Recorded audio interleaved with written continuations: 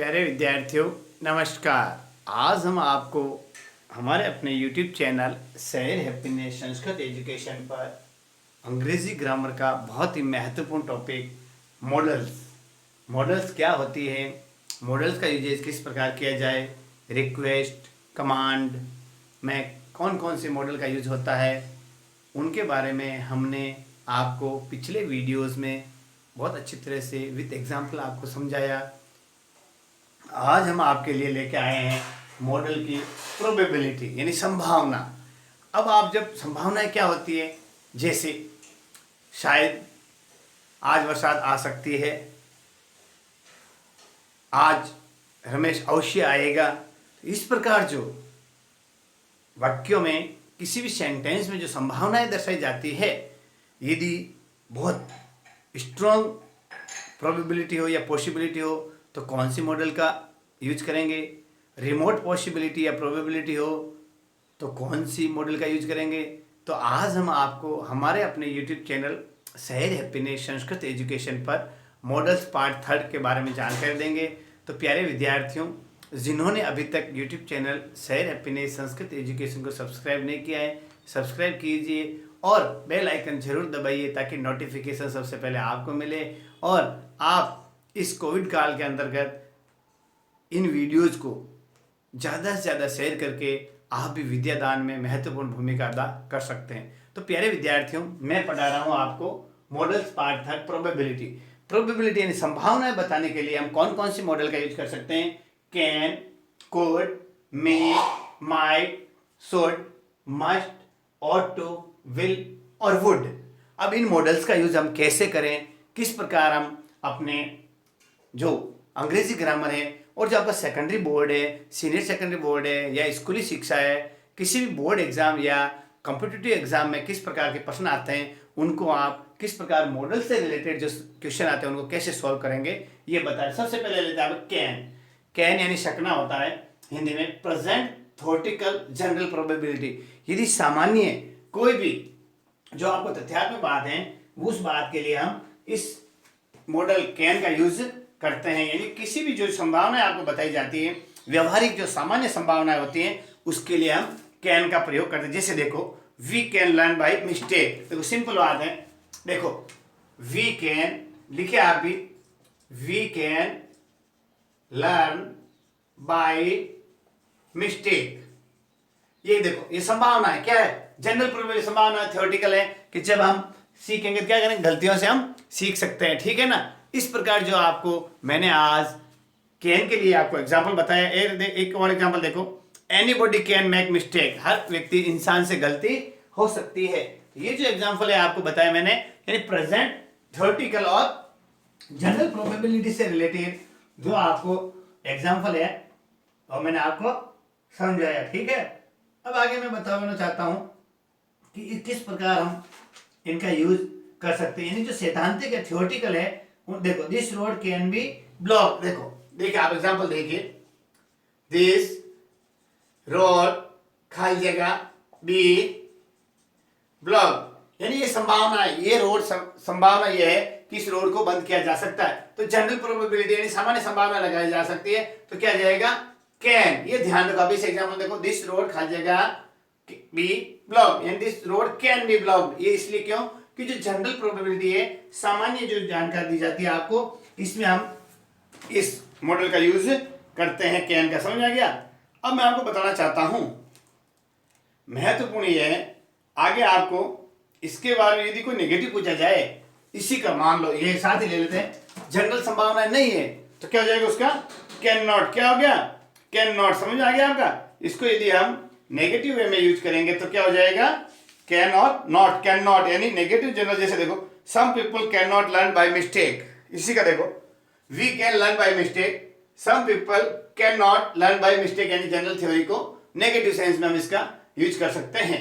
अब चलते आगे, कुड क्या होता है, जो जनरल, सुनना, प्रेजेंट थ्योरेटिकल के साथ साथ फैक्चुअल प्रोबेबिलिटी। क्या है, फैक्चुअल है, तथ्यात्मक जो बात है, फैक्चुअल बात के ऊपर हम कुड का प्रयोग करते हैं। जैसे देखो, we could attend the meeting, we could attend the meeting, इस सेंटेंस को देखिए आप, हम सभा को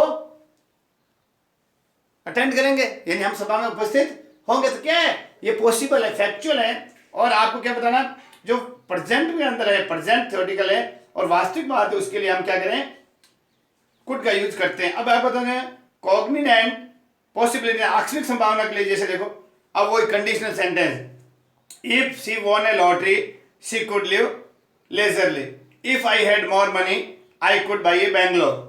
वही कंडीशनल सेंटेंस में हम इसका यूज करते हैं।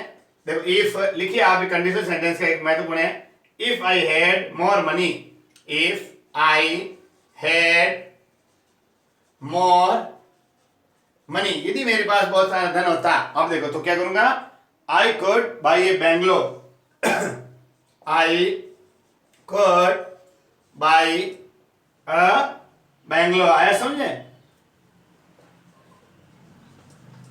ये देखो यदि मेरे पास बहुत सारा धन होगा तो आई कुड, यानी क्या है, पॉसिबल, फैक्चुअल। यदि धन होगा तो फैक्चुअल तथ्यात्मक बात है, यदि व्यवहारिक बात है तथ्यात्मक है, वास्तविक संभावना है।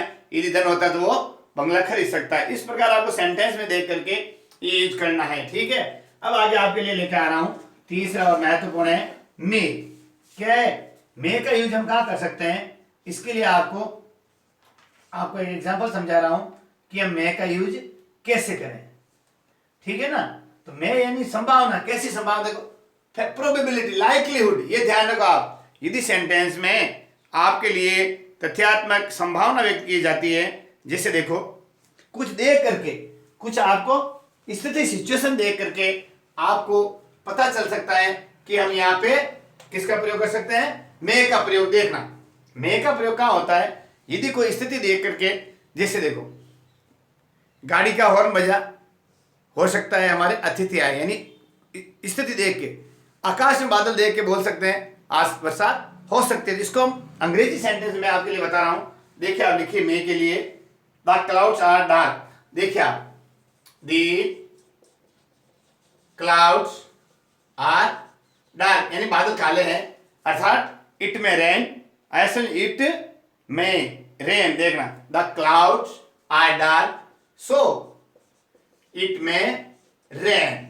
ये आपको लाइक्लीहुड यानी फैक्चुअल प्रोबेबिलिटी, यानी बादल दिख रहे हैं तभी आपकी संभावना बरसात की कर रहे हैं। आगे समझो, जैसे देखो अब आप बताना चाहता हूं, if you try you may reach the goal, संभावना के लिए भी, if you try you may reach the goal. अब she may obtain good marks as she is hard working, वो अच्छी मेहनत कर रही है, इससे ये लगता है कि वो अच्छे नंबर प्राप्त कर सकती है। ये मे के प्रयोग के लिए मैंने आपको बताया कि किस प्रकार हम जो संभावनाएं होती है उनके साथ हम मे का प्रयोग ऐसी संभावनाओं को व्यक्त करने के लिए किया जाता है जिसमें डाउट या अनिश्चितता यानी अनसर्टेनिटी होती है। जैसे इट में रेन टुमारो, कल बरसात हो सकती है, तो जैसे इट में भी ये केस ऑफ फोर्जरी आया, समझे। और दैट में और मे नॉट बी ट्रू, इन बातों को जो सही हो सकती है नहीं हो सकती है, निश्चित तौर पे नहीं कहा जा सकता है। इनके लिए आपको क्या करना चाहिए, मे का यूज हमेशा करना चाहिए। और नेगेटिव सेंस है, यानी जो लाइक्लीहुड नॉट लाइक्लीहुड है, तो वहां क्या करेंगे, मे नॉट का यूज हम कर सकते हैं। अब आगे लेते हैं माइट। माइट मतलब ये होता है प्यारे विद्यार्थी, बहुत कम संभावना, क्षीण संभावना है, यानी रिमोट पॉसिबिलिटी, बहुत ही कम संभावना है, क्षीण या न्यून संभावनाएं होती हैं।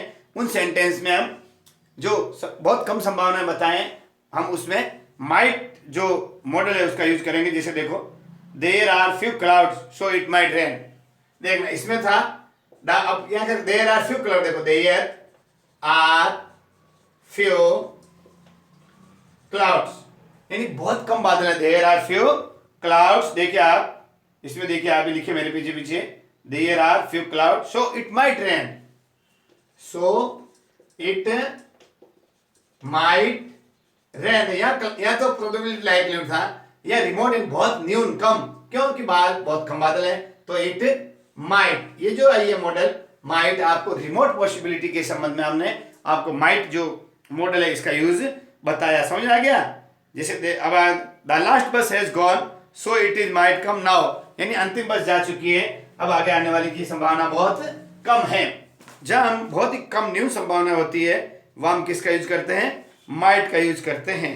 ठीक है, यहां तक आपके समझ में आ गया होगा कि जो प्रोबेबिलिटी है उसमें हम किस प्रकार माइट का यूज करते हैं। जैसे देखो, take a taxi you might catch a train, बहुत भविष्य में जो संभावना है, जैसे आप हो सकता है कि बहुत कम संभावना है, जैसे आप एक टैक्सी कीजिए और रेलगाड़ी में पकड़ सकते हो, तो क्या होती है, बहुत कम संभावना होती है।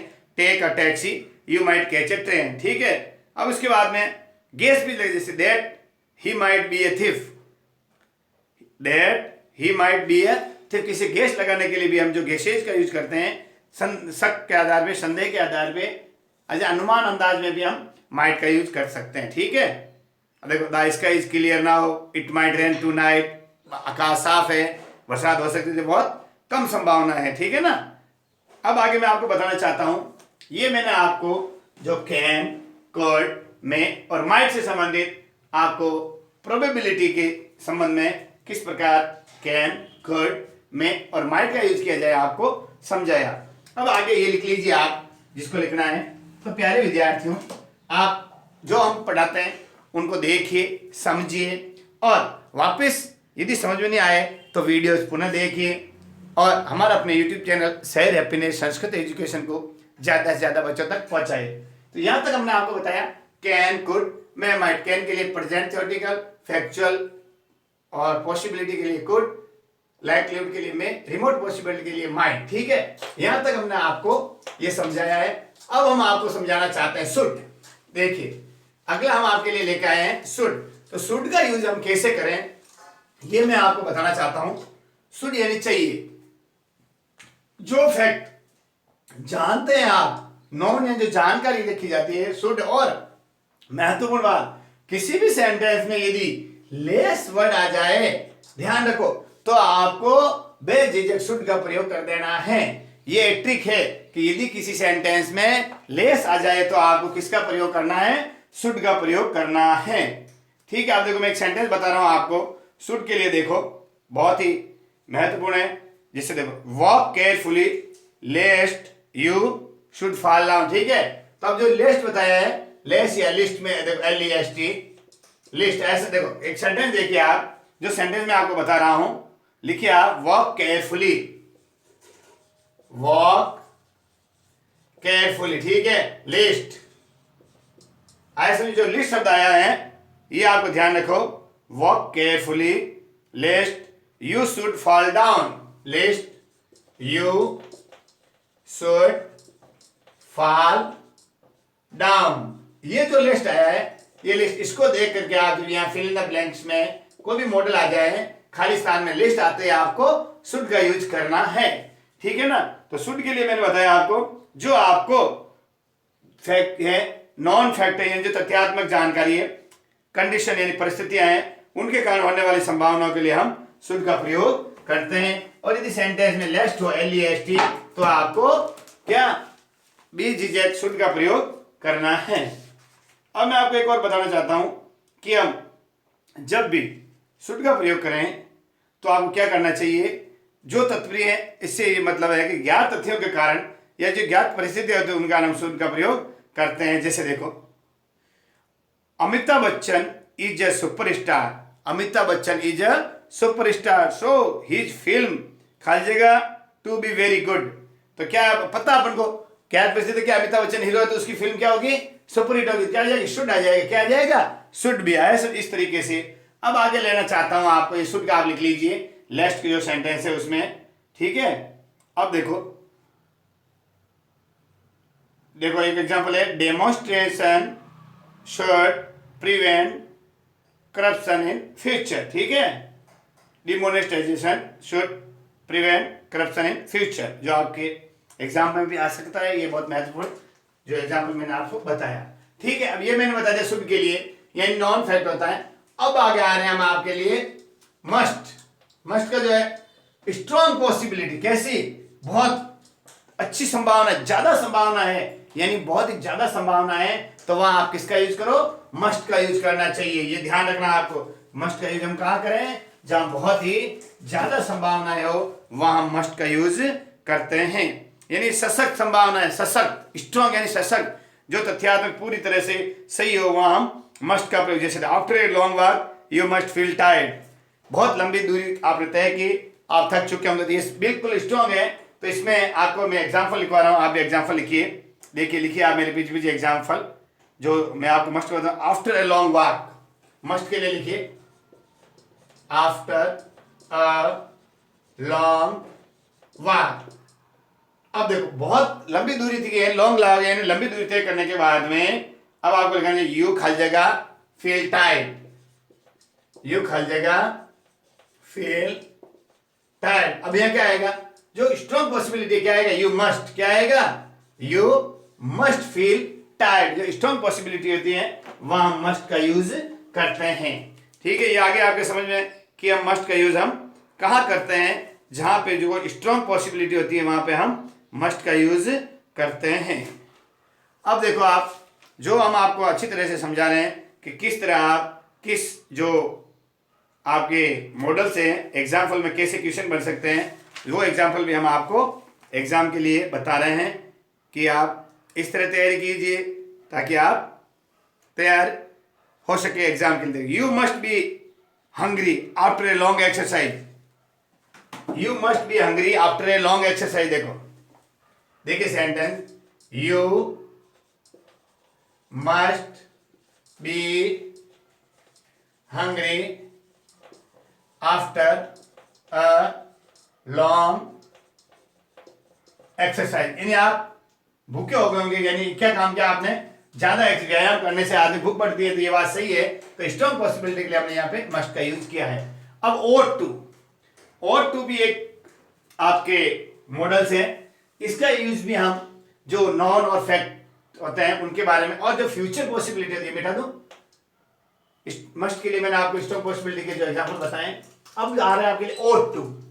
जो ओट टू है नॉन फैक्ट भी होते हैं और इसको फ्यूचर पॉसिबिलिटी के लिए हम यूज कर सकते हैं, यानी भविष्य में जो संभावनाएं घटित होती है वहां हम ओट टू का यूज कर सकते हैं। ज्ञात जो तथ्य है परिस्थितियों के कारण भविष्य या वर्तमान में जो संभावनाएं होती है, जैसे देखो if she is working hard she ought to obtain good marks। देखिए आप, if she is working hard, यानी आपको देखो दिख रहा है अब वो मेहनत कर रही है, तो इसका रिजल्ट कब मिलेगा, फ्यूचर प्रोबेबिलिटी, भविष्य की संभावना है सी ought to obtain good marks, C ought to obtain good marks। ये मेहनत अब कर रही है तो भविष्य में उसका रिजल्ट ये मिलेगा अच्छे मार्क्स। तो क्या आ जाएगा यहाँ पे, ought to का यूज हम मॉडल्स के रूप में कर सकते हैं।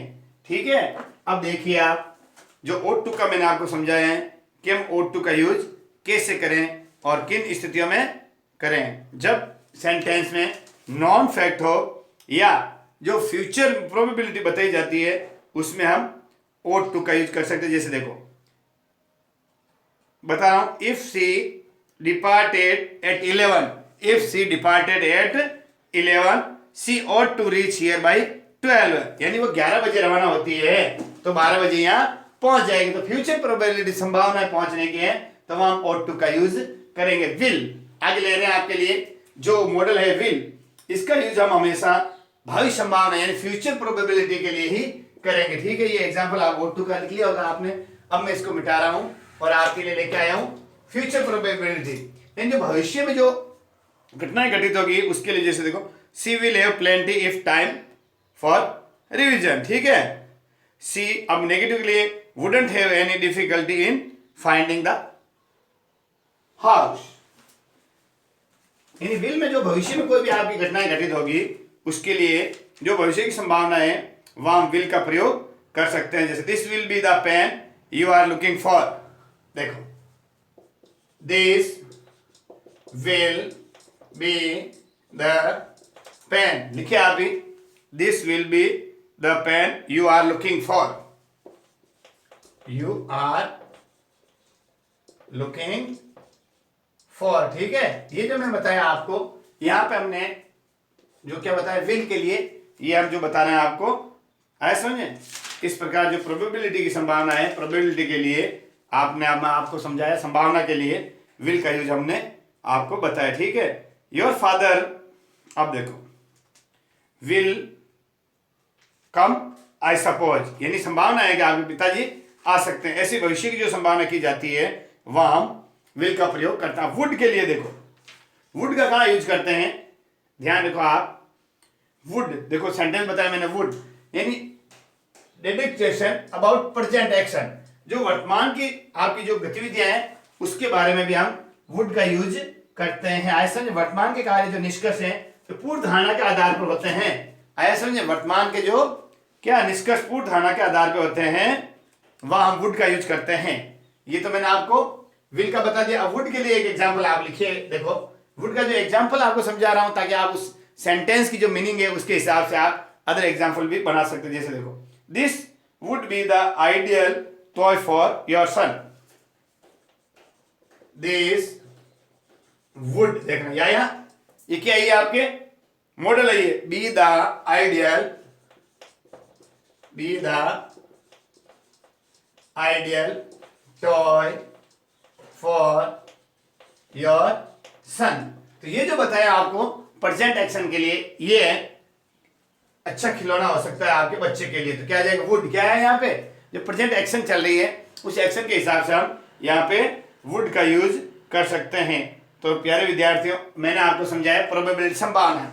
नो प्रोबेबिलिटी के लिए भी मैंने बताया था, कैन नॉट यानी नेगेटिव जनरल प्रोबेबिलिटी के लिए, कुड नॉट नेगेटिव फैक्चुअल के लिए, और मे नॉट के लिए नो वो जो नो फैक्चुअल पॉसिबिलिटी के लिए। ठीक है, अब आगे आपके लिए ला रहा हूं मैं, एक है आगे जो महत्वपूर्ण है आपके लिए भी, आप भी लिखिए और उनको समझिए किस प्रकार हम जो मॉडल्स हैं उनका यूज करते हैं। ठीक है, ये आपके अच्छी तरह समझ में आ गया होगा कि जो प्रोबेबिलिटी संभावना है, संभावना किस प्रकार होती है, स्ट्रॉन्ग पॉसिबिलिटी, स्ट्रॉन्ग प्रोबेबिलिटी और रिमोट प्रोबेबिलिटी कहाँ यूज, किसका यूज करें। तो आज हमने हमारे अपने यूट्यूब चैनल शहर हैप्पीनेस संस्कृत एजुकेशन पर आपको प्रोबेबिलिटी से संबंधित महत्वपूर्ण एग्जाम्पल सहित मॉडल्स का यूज करवाया है। तो प्यारे विद्यार्थियों, इस यूट्यूब चैनल शहर हैप्पीनेस संस्कृत एजुकेशन को ज़्यादा से ज़्यादा बच्चों तक पहुँचाइए। नमस्कार।